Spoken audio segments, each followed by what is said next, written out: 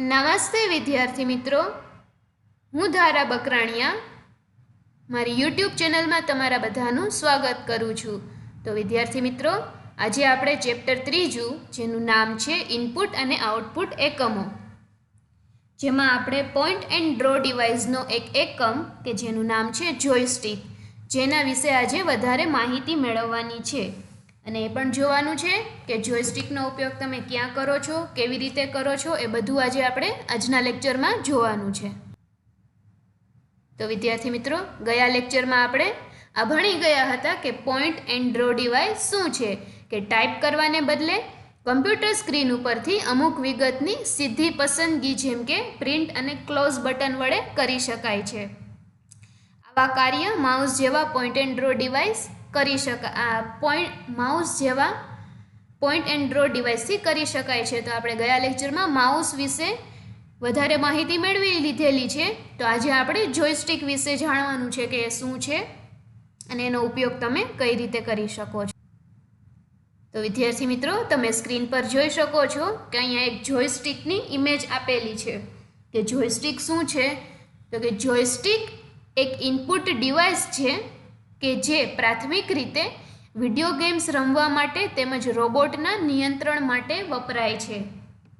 તો વિદ્યાર્થી મિત્રો, જોયસ્ટિક એટલે બીજું કંઈ નહીં પણ તમે જે વિડીયો ગેમ માટે યુઝ કરો છો, જેને તમે રિમોટ કહો છો, એને તમે જોયસ્ટિક પણ કહી શકો છો. જ્યારે સ્ટિક હલાવવામાં આવે છે ત્યારે સ્ટિકની દિશામાં ગ્રાફિક કર્સર પણ ખસે છે. મીન્સ કે તમે માઉસને જે રીતે હલાવો છો, અહીંયાથી જે આ તમને ઊભો દંડો કે સ્ટિક જેવું દેખાય છે તેને હલાવો ત્યારે જે સ્ક્રીનમાં જે ગ્રાફિક્સ હોય છે એ પણ દિશામાં ફરે છે. તો આ રીતે તમે જોયસ્ટિકનો ઉપયોગ કરો છો. કર્સર વડે નિર્દેશિત કરેલા વિકલ્પોમાંથી કોઈ એક વિકલ્પની પસંદગી કરવા માટે જોયસ્ટિકની ઉપર એક બટન હોય છે. તેની ઉપર એક બટન હોય છે કે જે તમે એક્ટિવ કરવા માટે તમારે બટનને પ્રેસ કરવું પડે છે.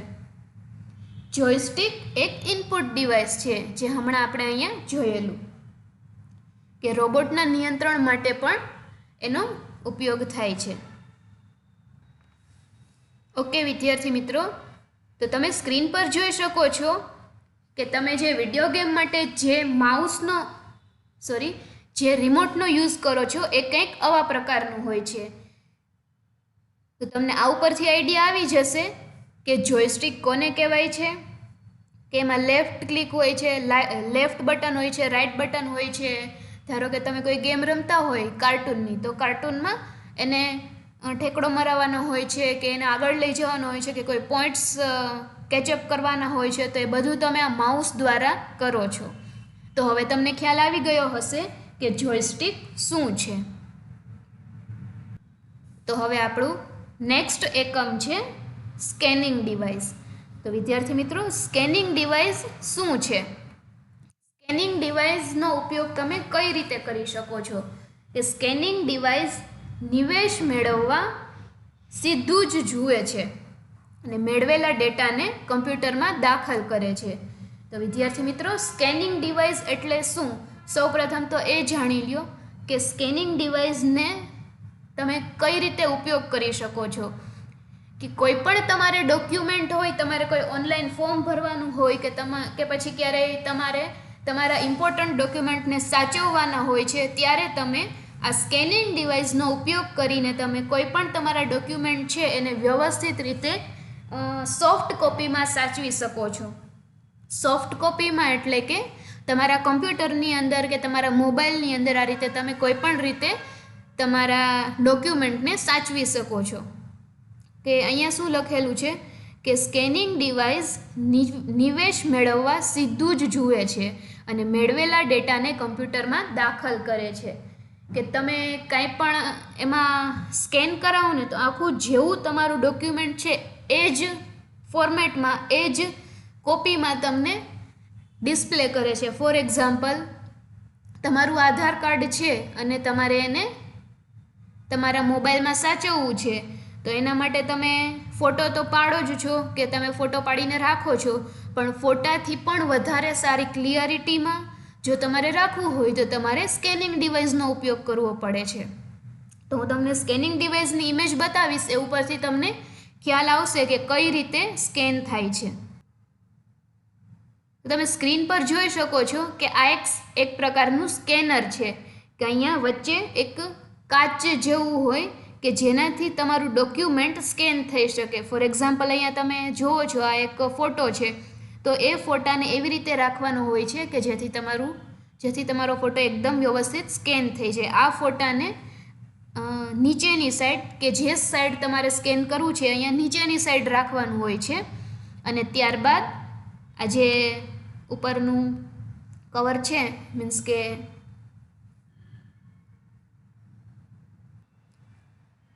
સ્કેનરની ઉપરની સાઈડ એટલે કે જે ઢાંકણું કહો તમે, તો એને નીચે વ્યવસ્થિત પેક કરી દેવાનું રહે છે કે જેથી તમારું ડોક્યુમેન્ટ એકદમ વ્યવસ્થિત સ્કેન થઈ શકે છે. તો આ રીતે તમે સ્કેનરનો ઉપયોગ કરીને કોઈ પણ ડિવાઇસને તમે વ્યવસ્થિત સાચવી શકો છો. તો કીબોર્ડ દ્વારા કંઈ પણ દાખલ કરવાની કે સ્ક્રીન ઉપરથી કંઈ પણ પસંદ કરવાની જરૂર રહેતી નથી. આ માટે ફક્ત સ્કેન આદેશ આપવામાં આવે છે અને ડેટા સીધા જ દાખલ થઈ જાય છે.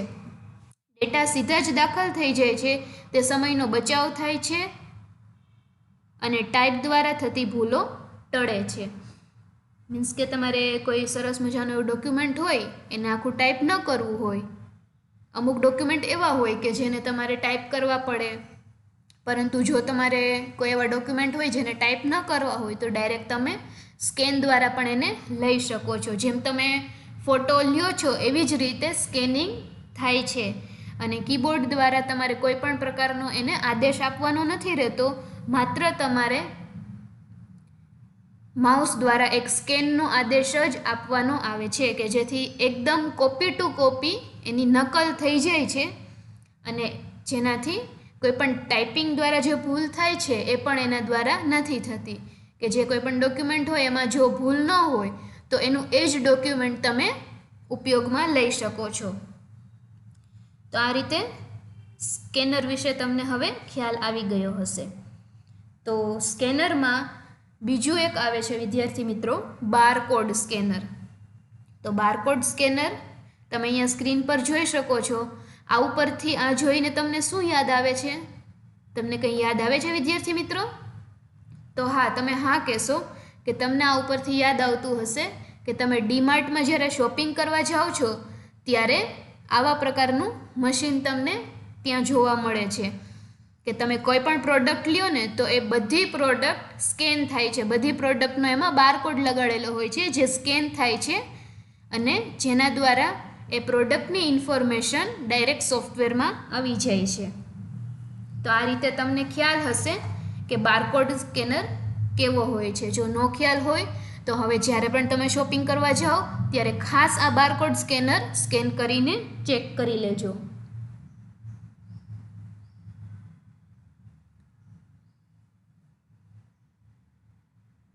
તો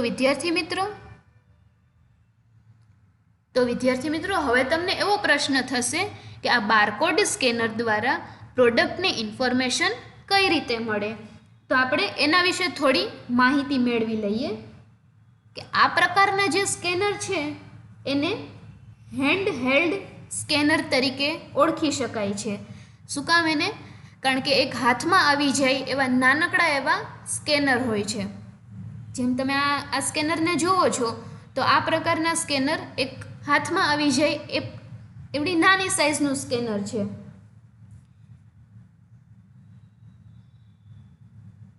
તો બારકોડ જુદી જાડાઈ ધરાવતી સમાંતર રેખાઓ વડે બને છે. મીન્સ કે તમે આમાં બારકોડ જોશો ને તો અમુક લાઈન નાની જાડી હોય છે, અમુક લાઈન પાતળી હોય છે. તો એવી રીતે આખો બારકોડ બને છે, અને ત્યારબાદ જે આ સ્કેનર છે એ એને સ્કેન કરી શકે છે. યુનિવર્સલ પ્રોડક્ટ કોડ નામની એક પ્રમાણભૂત સાંકેતિક પદ્ધતિ છે કે જે યુપીસી, જેને તમે શોર્ટમાં યુપીસી કહી શકો છો, અને યુપીસી સ્વરૂપમાં પ્રિન્ટ કરેલા બારકોડ ને સ્કેનર વાંચે છે કે આ જે પદ્ધતિ છે ને એને યુપીસી કહેવાય, કે યુનિવર્સલ પ્રોડક્ટ કોડ, કે કોઈ પણ પ્રોડક્ટ હોય ને તો એને આવો બારકોડ આપેલો હોય અને એની પાછળ એનો આખો ડેટા હોય, મીન્સ કે પ્રોડક્ટ વિશે બધી ઇન્ફોર્મેશન હોય છે અને એને અનુરૂપ કોઈ પણ કિંમતમાં ફેરવી શકે છે, મીન્સ કે મેં જેમ હમણાં કીધું કે એને અનુરૂપ પ્રોડક્ટની ઇન્ફોર્મેશન હોય છે એમાં. તો કેટલાક સ્કેનરમાં ઇમેજમાંથી અક્ષર ઓળખી કાઢવાની સગવડતા રહેલી હોય છે, કે અમુક સ્કેનર એવા હોય કે જે ઇમેજ આપેલી હોય એમાંથી પણ અક્ષર ઓળખી લે, તો એવા પ્રકારના પણ સ્કેનર હોય છે. જેમ તમને અહીંયા બારકોડની જ વાત કરું તો અહીંયા બારકોડ તમને કે મને નહીં સમજાય કે આની પાછળ કેવા પ્રકારનો કોડ છે અને પ્રોડક્ટની ઇન્ફોર્મેશન કઈ પ્રકારની છે. એવી જ રીતે સ્કેનરને ખ્યાલ હશે, કારણ કે ઓલરેડી એના માટે યુનિવર્સલ પ્રોડક્ટ પદ્ધતિ જે છે એ અપનાવેલી છે, જેથી બારકોડ સ્કેનર એ સમજી શકશે. તો આવી રીતે તમે બારકોડનો ઉપયોગ કરી શકો છો. કમ્પ્યુટર સ્કેન કરેલા અક્ષરની ઇમેજમાંથી તે અક્ષર ઓળખી શકે છે. આ કાર્ય સ્કેન કરેલા અક્ષરની ઇમેજને અગાઉથી સંગ્રહ કરેલી અક્ષરની ઇમેજ સાથે સરખાવીને કરવામાં આવે છે. કે આ બધું કઈ રીતે થાય છે? તો કે સૌ પ્રથમ તો એ ઇમેજમાંથી કઈ રીતે અક્ષર ઓળખાય ને એ કમ્પ્યુટરને અગાઉથી જાણ કરી દીધેલી હોય છે. મીન્સ કે એવો સોફ્ટવેર આવતો હોય છે કે જેના દ્વારા એ ખ્યાલ આવી જાય અને એ સ્કેન કરેલા ઇમેજને અગાઉથી સંગ્રહ કરેલી અક્ષરની ઇમેજ સાથે સરખાવવામાં આવે છે. મીન્સ કે જે તમે ડીમાર્ટમાં શોપિંગ કરેલી હોય અને તમને ખ્યાલ હશે કે અહીંયા જે પ્રોડક્ટનો બારકોડ સ્કેન કરે તો એની ઓલરેડી એના સોફ્ટવેરમાં એ બારકોડ અને એ પ્રોડક્ટ વિશે ઇન્ફોર્મેશન હોય છે.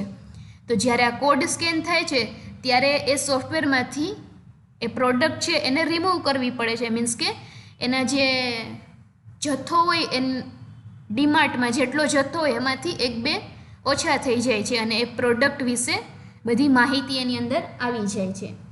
તો વિદ્યાર્થી મિત્રો, હવે તમને બારકોડ સ્કેનર વિશે સમજાઈ ગયું હશે કે બારકોડ શું છે, એ કોડ કેવા પ્રકારનો સંકેતિક કોડ કહેવાય છે. તો આ બધી ઇન્ફોર્મેશન વિશે હવે તમને નોલેજ મળી ગયું છે અને જો ન સમજાય તો આ વિડીયોને પાછું રિવાઇન્ડ કરીને જોજો, એટલે તમને સમજાઈ જશે. ઓકે વિદ્યાર્થી મિત્રો, તો આજના લેક્ચર પ્રમાણે આટલું. નેક્સ્ટ લેક્ચરમાં આપણે આપણું ત્રીજું ચેપ્ટર આગળ ભણીશું. તો વિદ્યાર્થી મિત્રો, તમે મારી યુટ્યુબ ચેનલને સબસ્ક્રાઈબ કરજો, લાઈક કરજો અને શેર કરવાનું ભૂલતા નહીં.